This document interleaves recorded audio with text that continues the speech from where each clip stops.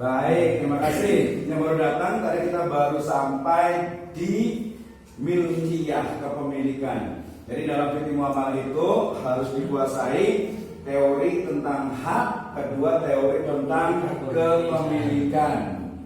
Ya, ini hak, yang kedua kepemilikan, ya, yang ketiga adalah harta. Ya, ini kayaknya sih saya anggap sudah bisa nih, gitu ya. Saya anggap sudah bisa. Ketika bicara tentang hak, di sini ada sifatnya yang kebendaan, ya, dan non kebendaan, ya.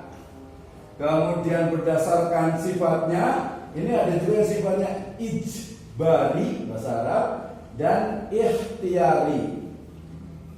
Ya, kemudian hak berdasarkan misalnya zat gitu ya, ada hak Allah, ya. Oh, jadi banyak nih, ya, Rasul dan juga manusia. Kalau disingkat ya berarti hak antara manusia dengan Allah Subhanahu wa taala. Itu juga terkait dengan hak, gitu ya. Nanti kalau pembelajaran atau pembahasan tentang hak itu nanti berarti harus tahu, ingat, dalam semua hal, ya, yang dibahas itu selalunya adalah dua. Pertama adalah etimologi, ya. Yang kedua adalah terminologi. Ya, ini adalah bahasa lughatan, wasani istilahan atau syara istilahan. Nah, ketika bicara tentang hak juga, ya ini hak itu pakai Q, ya, pakai Q sebenarnya. Tapi kan bahasanya jadinya hak. Ya, makanya nanti kalau pembahasan secara etimologi tentang hak, kita akan menemukan al-haqqu bir rabbikum, kebenaran. Ya, jadi kebenaran jadi hak. Tapi konteks di sini adalah sesuatu yang menjadi hak bagi seseorang. Makanya ada hak yang sifatnya hak kaitan dengan Allah Subhanahu wa taala, ada hak antar sesama manusia. Jadi satu istilah itu dia bisa menggunakan banyak perspektif. Ya, misalnya bapak ini kalau perspektifnya dilihat dari menikah tidak menikah, sudah menikah. Ketika dilihat dari sisi status berarti menikah menjadi seorang ayah, gitu ya. Tapi karena di sini statusnya adalah mahasiswa, ketika di kelas itu menjadi seorang seorang guru, ustadz, gitu ya. Nanti kalau dilihat dari sisi jasadiahnya manusia biologis. Ya, tapi dari sisi psikologinya, ya, dari sisi interaksi sosialnya banyak. Itu nanti disebut dengan ilmu pengetahuan yang terus berkembang. Kalau ijbari berarti hak yang sifatnya itu harus dipaksa. Misalnya apa? Ada yang tahu? Hak yang mau nggak mau kita memang harus ada. Ya, mau nggak mau kita selalu, atau hak itu berapa? Sesuatu yang kita itu memang mesti ada, udah sunatullah. Ya, misalnya hak waris, ya kan? Hak waris itu kan nggak bisa diusahakan, bisa nggak? Dari sononya gitu ya. Kecuali kalau mau dapat warisannya berarti nikah gitu ya. Laki-laki kalau nikah, tapi kalau itu kan enggak gitu ya. Nah itu, tapi nanti ada kalau selain waris, kalau itu ada nanti ada ada wasiat. Ada juga hibah. Nah, yang kemarin tuh ada wasiat, ada hibah. Ada wasiat kalau dalam konteks yang modern itu nanti disebut dengan wasiat wajibah. Nah itu kebetulan skripsi saya, ya, tentang wasiat wajibah. Oke. Jadi kalau kita berbicara tentang hak, ini nanti berbicara tentang bagaimana ada yang sifatnya itu dipaksa atau dalam artian itu mesti ada, ya, dan juga ada ikhtiar, ada yang diusahakan, ada yang sesuatu karena adanya sebab. Misalnya saya membeli motor, maka kemudian motor itu karena saya beli itu menjadi hak saya. Haknya hak apa? Haknya adalah hak kebendaan atau hak kepemilikan kebendaan. Ya, hak kepemilikan kebendaan. Tuh ya. Nah, yang non kebendaan ini berarti ya selain benda gitu ya, selain benda. Oke, ini dari sisi hak. Kemudian kepemilikan juga sama. Tadi kepemilikan berdasarkan fa'ilnya, ya, berdasarkan subjeknya. ada kepemilikan yang sifatnya bahasa Arabnya adalah fardiyah. Oke, Indonesia aja ya. Al-fardiyah ya. Al-fardiyah. Ya. Ada nanti yang sifatnya al-jamaah. Jawab gini ya. Jamaah, ada lagi al-ammah. Nah, ada yang sifatnya individu, ada yang sifatnya jamaah. Jamaah ini sebenarnya apa? Komunitas. Kelompok ya. Ada sifatnya satu lagi ini adalah umum.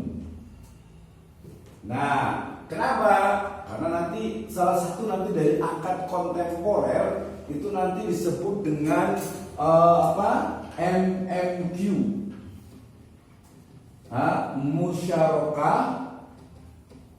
Musyarakah mutana kisah. Nah, ini sebenarnya seperti kapan ya? Kemarin itu banyak sekali akad yang terjadi di masyarakat, kemudian dia tidak syar'i. Kemudian bagaimana agar islami? Contohnya, walaupun ini sebenarnya udah bisa juga sih, langsung contohin aja deh. Kalau contoh lain sebenarnya gini, ada yang pernah dengar obligasi? Atau sukuk gitu ya? Kalau obligasi itu adalah surat utang. Jadi begini, negara Indonesia mau buat jembatan dari Pulau Jawa ke Sumatera, gak punya duit, gak punya uang. Caranya bagaimana? Ya berarti utang. Nah, utangnya kemudian kan gak mungkin jumlahnya triliunan, ngutang kembalinya sama, pasti ada bunganya. Nah, bedanya dengan utang biasa, kalau obligasi itu dia ditentukan. Bayarnya itu adalah 2 tahun, 5 tahun, 10 tahun, sampai 25 tahun. Ya standar lah 5 tahun. Jadi negara nggak punya uang, kemudian utang, baik itu ke negara lain atau ke organisasi tertentu, kemudian utang, nanti dibayar 5 tahun plus bunganya. Nah, gitu ya. Kira-kira biar syar'i, biar halal, agar halal, caranya bagaimana? Agar halal, caranya bagaimana? Nah, kembali ke sini. Musyarakah mutanaqisah. Saya nasabah bank. Saya datang ke bank. Kemudian saya mau beli rumah. Oke, saya mau beli rumah. Tapi yang kabarnya saya nggak punya uang. Kemudian saya bilang ke bank, bang, saya mau beli rumah, harganya murah aja lah, 100 juta. Oke, kemudian langsung tes nih, langsung nanya nih. Saya ulang lagi, saya datang ke bank, kemudian saya mau beli rumah, harganya 100 juta. Kalau yang bank konvensional, dia pasti akan udah nih uang 100 juta. Nih uang 100 juta, nanti kembalikan ya bunganya sekian persen, dicicil berarti setiap bulan sekian. Gampang kan?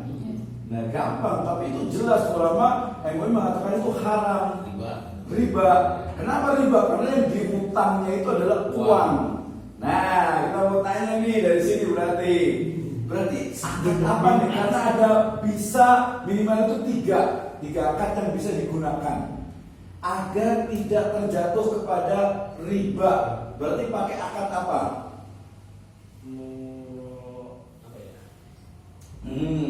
Atau kayaknya belum sampai juga sih ya. Murabahah. Iya, pakai murabahah bisa juga. Ada yang bisa menjelaskan murabahah? Kayaknya masih agak newbie gini, agak saya katanya juga. Awam. Hah? Awam. Iya, masih awam gitu ya. Ya udahlah, berarti saya jelaskan aja berarti ya. Jadi pertama betul bisa menggunakan murabahah. Murabahah itu adalah jual beli dengan menambahkan keuntungan, ya kan? Berarti yang paling gampang begini, saya dengan Ustadz ini, ya, Ustadz misalnya mau beli motor, harganya 20 juta, gitu kan ya? Kan sama tuh, ya. Ini kalau umpamanya yang konvensional, ini 20 juta, ya bayar ke saya misalnya 30 juta, ke bank juga sama. Maka kemudian dia sudah gini, perlu apa? Motor harganya berapa? 20 juta. Oh ya udah nih, saya belikan motornya nih. Saya beli motor 20 juta, ya kan saya beli, kemudian saya jual lagi misalnya 28 juta. Nah, silakan nanti bayarnya nyicil ke saya. Itu menjadi halal. Jadi bedanya apa? Bedanya apa kira-kira? Bang yang beliin berarti ya beli barang. Ya, nah itu teori. Kalau yang gampang itu kan saya beliin. Kalau bank yang kecil kayak BPRS atau Baitul Mal, mereka yang belikan. Tapi kalau bank yang besar seperti BSI, Bank Muamalah itu biasanya pakai akad lagi wakalah. Nah, ya. Pakai wakalah lagi gitu kan ya. Wakalah lagi itu yang agak sedikit orang itu nggak paham juga. Sama juga dapat duit tapi ada bedanya. Bedanya apa kira-kira? Iya. Nanti biar bisa menjelaskan nih ke masyarakat. Nah, ini bedanya apa? Belum tahu ya. Bedanya itu adalah ada benda, ada maksudnya. Ada benda yang betul-betul dibeli. Ada sektor, ada benda realnya. Maksudnya itu ada motornya. Barangnya ada ya. Iya, ada barangnya. Jadi barangnya menjadi objek dan harga motornya memang 200 juta. Apa tadi? 20 ribu. 20 juta. Jadi ini 20 ribu, ini 200 juta gitu ya. 20 juta gitu. Jadi memang motornya itu 20 juta ditambah 8 juta itu keuntungan. Nah, kalau yang konvensional ya dia itu kadang ngasihnya 20 juta, tapi motornya sebenarnya yang dibeli itu cuma 15 juta. Yang 5 juta buat beli rice cooker, buat beli apa tidak masuk kakak tapi dihitung juga. Itu yang nggak boleh. Jadi bedanya itu adalah ada objeknya. Ini yang membedakan. Ya, yang membedakan itu ada objeknya dan jelas ada jual beli di situ. Nah, itu bisa menggunakan apa? Kalau umpamanya merubah itu biasanya benda-benda yang bergerak atau yang kecil. Kalau yang mobil masih bisa juga. Tapi kalau sudah rumah, dia bisa menggunakan. Kemarin kita bicara tentang apa? Ada satu disebut itu IMBT. Ya, termasuk ini juga nih. Ya, MMQ ini. Nah, ijaroh muntahiyah bili tamlik, betul. Ijaroh itu apa? Sewa muntahi yang berakhir menjadi hak milik. Ya, bili tamlik. Nanti ada variasinya ini diganti dengan hak. Ya, ijaroh muntahiyah bil hibah namanya itu ya. Atau bil baik ada juga. Caranya gimana? Saya mau beli rumah, tadi harganya 100 juta, gitu kan ya. Nah, kemudian saya gimana nggak punya uang nih, gitu. Akhirnya kemudian rumah dari developer itu akan dibeli oleh bank. Ini teorinya dulu, ya. Dibeli oleh bank dan menjadi milik bank. Kemudian karena itu sudah menjadi milik bank, maka saya wajib, karena saya menempati rumah itu, saya wajib bayar ujroh, bayar sewa. Ya, bayar sewanya berapa dihitung, ya dihitung dalam berapa lama gitu kan. Nanti kalau sudah selesai dan ternyata sewanya itu nanti biasanya ditambah dengan apa? Margin untuk cicilannya atau tambahannya itu, maka kemudian berakhir selesai dengan bisa ditamlik dengan kepemilikan, berarti akadnya hibah atau dengan jual beli dengan harga yang biasanya itu hanya cuma di atas kertas 100.000, 1 juta atau berapa.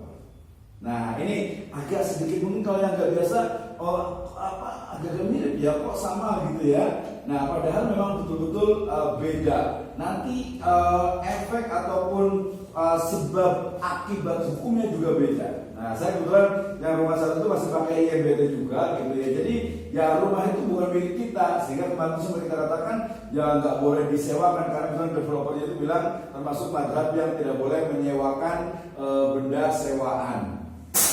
Menyewakan benda sewaan, ya, misalnya nyewa mobil, ya kecil ya, mobilnya kemudian disewakan lagi. Itu kan masih gitu ya, masih kayak dengan bank, disewakan lagi nggak boleh. Iya, disewakan lagi, yang gimana? Itu kalau mobil kan begitu, kita pinjam ke bank, kan disewakan lagi nanti. Akadnya kan beda. Akadnya beda ya, sewakan untuk tadi apa travel atau apa. Ya, nah kalau di bank, kalau mobil, kira-kira sewanya apa? Kalau saya juga bingung nih Pak, saya juga pernah nanya. Ah, gitu. Terus gimana? Kalau mobil setahu saya itu nggak pernah pakai IMBT. Mereka pakainya murabahah. Nah, di sini nanti setelah harta, ini yang kita share itu di sini sudah kita belajar tentang jual beli, al-buyu. Jadi harus paham jual beli itu seperti apa, rukun dan syaratnya. Kalau tadi murabahah, karena murabahah itu adalah bagian dari jual beli, ya akibat itu agak negatif ya, apa ya disebutnya itu dengan efek hukum, akibat hukum dari jual beli adalah tasarruful milkiyah, berpindahnya kepemilikan. Jadi kalau pakai akadnya ke bank murabahah, otomatis rumah atau mobil itu menjadi milik nasabah. Nah, bedanya ijarah, kepemilikannya tidak berpindah.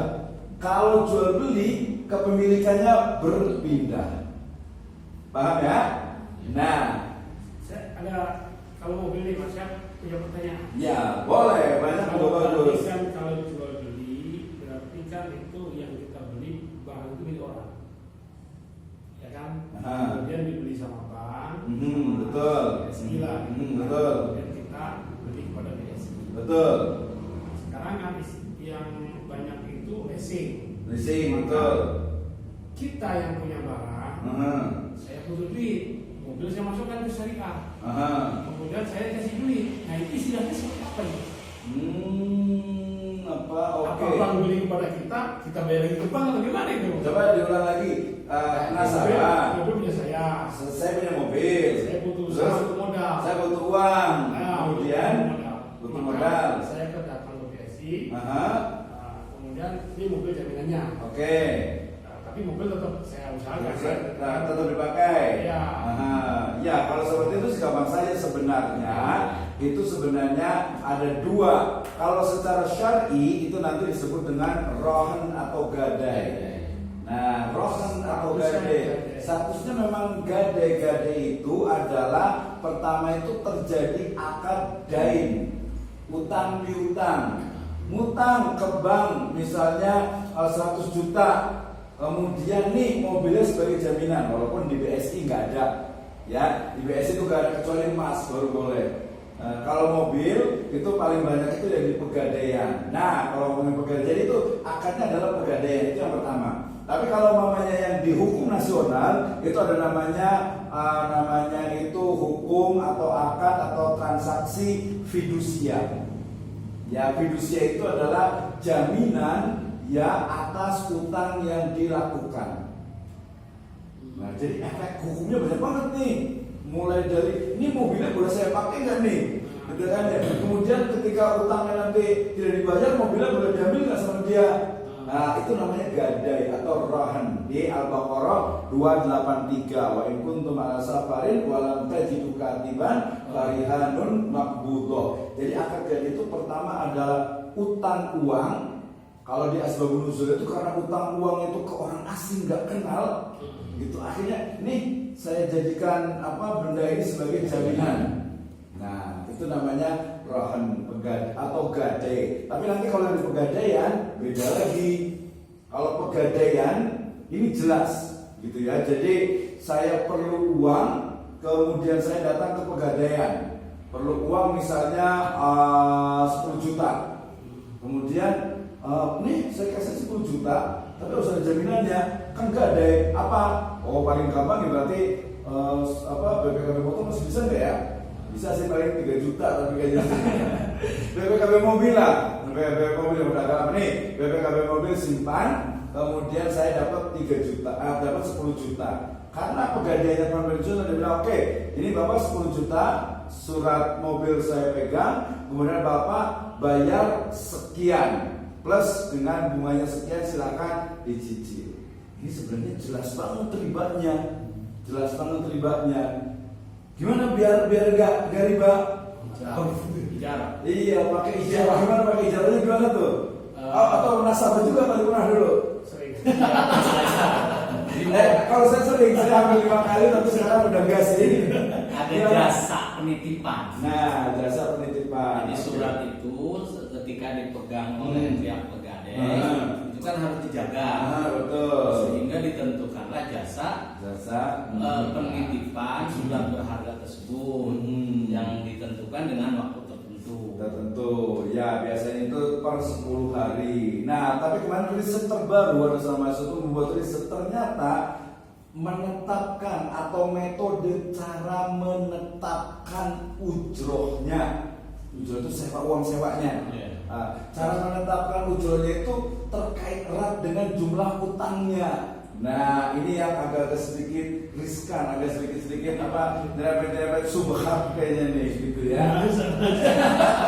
Makanya kalau orang awam bilang ya sama aja gitu ya, bayar lebih mahal gitu kan mereka itu, tapi harusnya berbeda gitu. Makanya nanti kalau gada itu berarti ujrohnya itu jangan sampai sama dengan atau jangan sampai terkait erat dengan jumlah utangnya. Karena saya juga lebih dari 5 kali gadekan emas gitu ya. Misalnya saya gadekan emas 10 gram, ya anggap saja dapat 10 juta. Tapi ternyata sudah ada aturannya tuh, hanya boleh dapat 80% maksimal. Jadi mereka nggak bakal rugi kan ya. 80%, oke, berarti saya ambil berarti 8 juta, itu udah maksimal tuh. 8 juta kemudian nanti bulan pertama gitu ya, mungkin 1 bulan atau 2 bulan gitu ya biasanya itu, 1 bulan itu berarti saya harus bayar plus sewanya.